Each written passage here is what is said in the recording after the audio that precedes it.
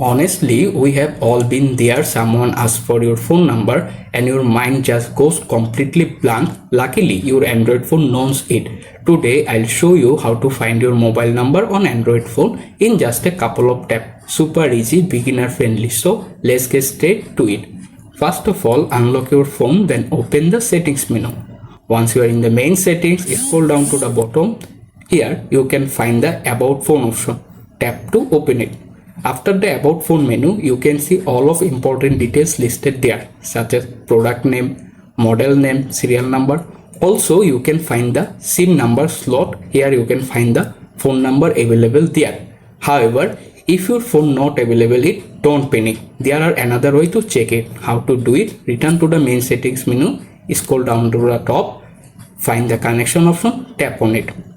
After open connection, look for the SIM manager option, tap on it.